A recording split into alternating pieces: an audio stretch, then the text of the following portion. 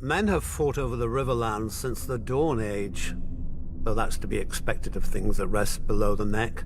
Doesn't help that the Riverlands are between everything and everything else.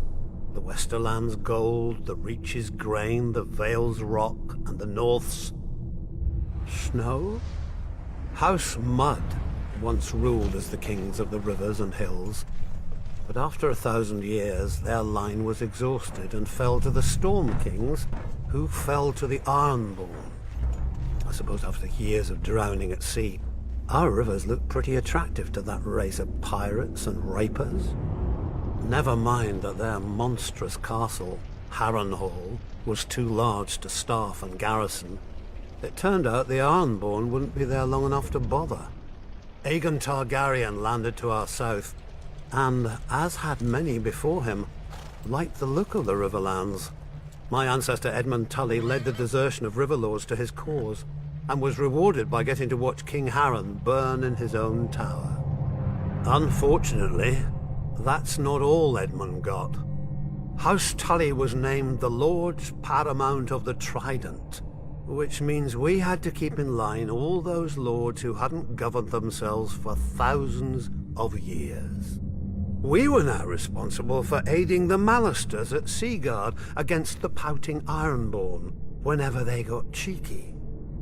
For settling Harrenhal on families stupid enough to think its curse would skip them after devouring all previous families. For keeping the Blackwoods and Brackens from wiping each other out, and giving us 2 more castles to deal with. For keeping the Freys in their place and out of others' pockets. For marrying off our sons and daughters wisely enough so we didn't follow House Mud into, well, the mud. Yet under the Targaryens, the Riverlands knew a peace we hadn't had for centuries, if ever. But like all good things, sooner or later it all goes to shit. And our shit had a name. Aerys Targaryen.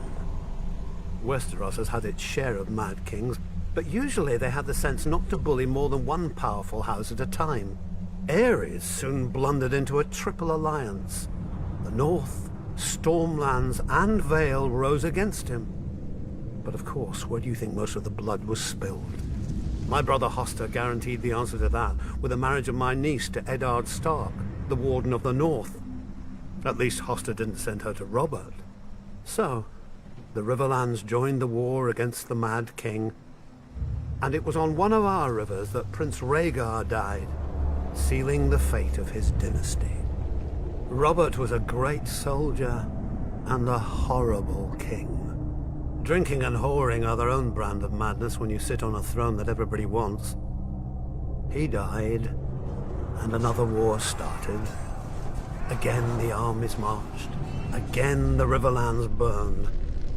If Westeros isn't careful, pretty soon our people will grow some sense and abandon this place for a safer realm, like the Dothraki Sea. I joke, of course. The Riverlands are our home, and God's help us, we love it. Still, as they say, the king eats and the hand takes the shit. The same is true of the Riverlands. The 7 kingdoms piss, and the Riverlands change clothes.